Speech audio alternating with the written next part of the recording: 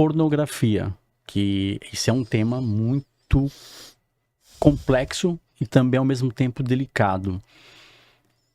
9 anos, a criança ela já vai saber ler e escrever com 5, 6, 7.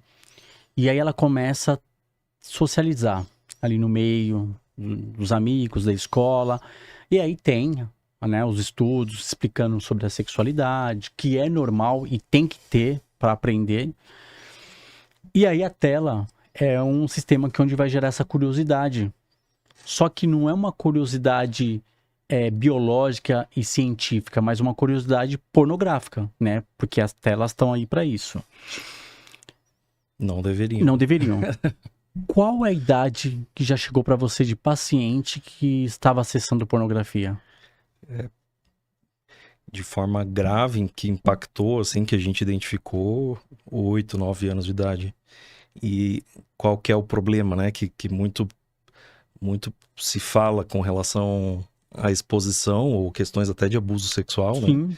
O impacto grave que tem e as consequências de longo prazo, né? É que a criança não tem maturidade sexual.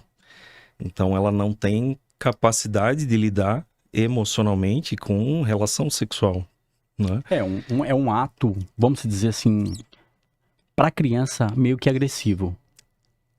É agressivo, Sim, né? o corpo dela é um corpo de criança, não é um corpo de um adulto. Então ela tá vendo um corpo de um adulto. A questão é que ela não tem discernimento disso, né? Então, quando ela é criança, a criança, ela tá vendo algo, né? Um exemplo esse que eu dei, tá vendo ali, tá vivenciando, ela não vai, que pesado, ou não tem esse discernimento. É uma coisa diferente, que não imaginou né, que existisse, chama atenção, vai continuar. O que é o X da coisa e o problema que também impacta drasticamente para abuso sexual, que infelizmente a maioria é na infância, né? É que essa percepção realmente vai vir para quem sofreu a situação quando vem na adolescência. Aí chegam os hormônios, aí eu vou ter percepção de libido, de, né, desejo sexual, e aí vai cair a ficha do que eu... Só que aí eu vou ter uma percepção dali em diante com hormônio. Eu não tenho mais a minha visão anterior, que era neutra, infantil e imatura, né? E aí vem muitas questões confusas, né? A criança, nessa fase infantil, ela tem um funcionamento projetivo, ela quer atenção, ela vai, né, fazer coisas para chamar a atenção do pai para ela. Então, muitas vezes ela vai ter a percepção de que ela é responsável pelo que aconteceu. Ela que produziu algo, é confuso isso, né? Então, muitas vítimas de abuso têm a percepção de culpa. Você fica, cara, mas como uma criança sofreu abuso, como é que ela tem culpa disso? Por esse fator, porque ela tem, nessa fase, uma fase que a criança quer a atenção do adulto. Então, ela tem a percepção de que ela fez algo para fazer o adulto produzir aquilo nela. E que naquele momento ela não tem o discernimento, né? Isso falando de abuso, né? De abuso, mas de tela, de certa forma, é a criança que está indo atrás do uso da tela, porque não está tendo filtro, não está tendo cuidado e atenção para proibir que aquilo aconteça. Tá, e ela fazendo o acesso na tela, fisiologicamente, ela vai ter uma resposta no corpo na questão que eu quero dizer. Vai retardar, né? Não, retardar não. Antecipar essa sexualidade? E é uma coisa que não é padrão, né? Pode simplesmente ficar... Pode ter uma antecipação, porque tem questões, né, por exemplo, de ereção que já acontecem desde muito antes, Sim. Mas que não de cunho sexual já, né? E com conotação, então pode ter uma antecipação, né, dessa parte sim, que também vai interferir. Só que o real impacto que cada uma dessas situações possa produzir é em particular de cada um, né? Isso não dá para dizer, passou por isso, vai dar aquilo. Não é matemático dessa forma, né? Então, vai do quanto passou por aquilo, vivenciou, o que percebeu, que situações que chamaram atenção. Vai de indivíduo para indivíduo, né? E o que vinha vivenciando no próprio ambiente familiar, né? Se tinham coisas que aí viu aquilo ali, chamou atenção, e a criança faz muito comparativo com o que tem em casa, né? Com as coisas que está vendo. Então, na sociedade, na vida, né? Isso, então o quanto que isso impacta é particular, É particular. Algumas vai gerar gatilhos para avançar o sinal e outras vão ficar Né? O mais... prejuízo tende a para frente. Esse é que é o Esse na adolescência é onde chega a conta maior. Da adolescência, e é um marco, é uma fase de imaturidade cerebral maior ainda do que na fase da adolescência, e que a parte sensorial do cérebro é que tá absorvendo mais as memórias, né? A gente não tem a região frontal do cérebro, é uma das últimas que termina o desenvolvimento, que é a região que armazena as informações, a parte consciente, né? Que eu lembro das coisas. Então é uma memória que registra numa região mais externa do cérebro, que é o que eu sinto e o que eu percebo das situações. E esse é um registro que é mais difícil de acessar depois, né?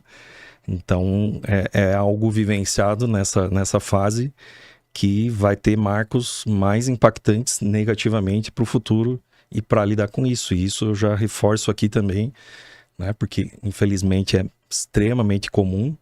Infelizmente, é uma coisa que pouco se fala, mas abuso sexual é igual a terapia.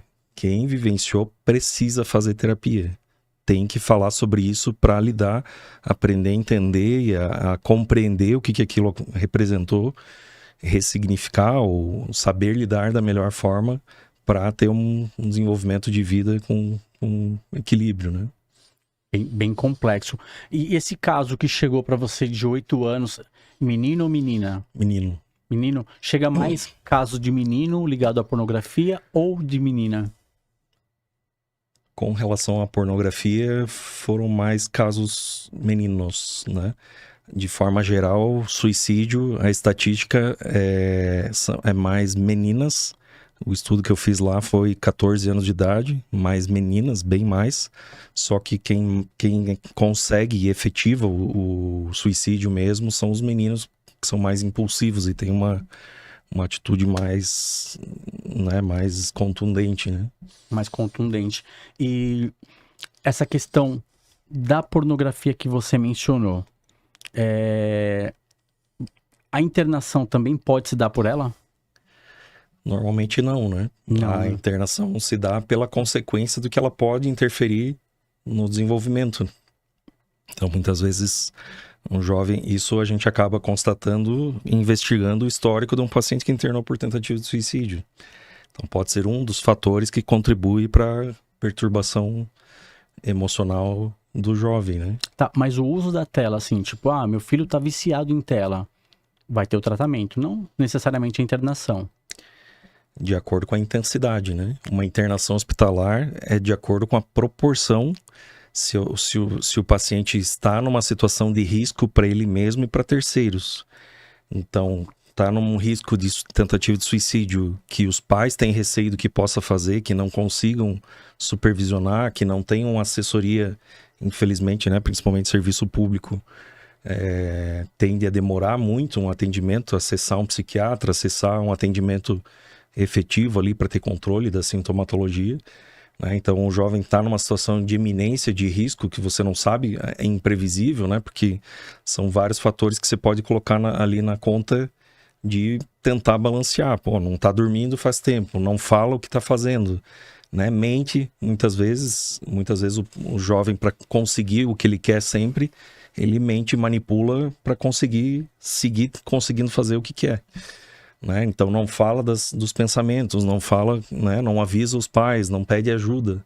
O não pedir ajuda é bem sério, né? Isso são sinais que ele vai dando, né? São sinais que mostram que a gente, eu posso não confiar tanto que esse jovem vai realmente aceitar um tratamento até o ponto de estabilizar, dependendo da intensidade, que isso possa ser feito em casa. Então talvez eu precise de uma internação, mas a internação, né, depois que já tentou, já teve ingesta medicamentosa, alguma coisa de automutilação, mas avaliando esses riscos possíveis, né, depois de um fato em si que estiver numa iminência, né, às vezes um tratamento medicamentoso mal indicado pode intensificar muito e prejudicar muito um quadro de tentativa de suicídio.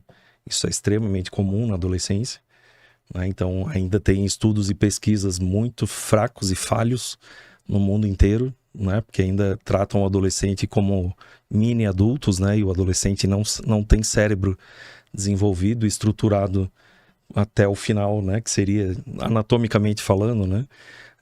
Como um adulto. Então, são situações diferentes, são fatores que não são a mesma forma de abordar, e então os estudos ainda deixam a desejar nesse sentido, né? O uso de antidepressivos, que facilmente trazem, se não supervisionados, se não tiver um psiquiatra que tenha, né? A família tenha o contato, e podem trazer problemas, né? Podem trazer repercussão. Então, é uma outra área, tem que ter né, um treinamento e uma experiência diferenciada, porque não é como tratar um adulto, tem várias características e atuais, pensando em todos esses fatores da geração atual, que vai totalmente contra os estudos que já tinham antigamente, né? É muito cauteloso, então, Muito delicado. muito delicado, porque a questão que você colocou aí do medicamento, e isso é legal falar, você falar, Felipe, porque é uma coisa que, se houver uma falha, tem que ser, vamos dizer, analisado logo, para não gerar isso que você mesmo mencionou, o suicídio, né? Que é é a etapa X, que é o fim.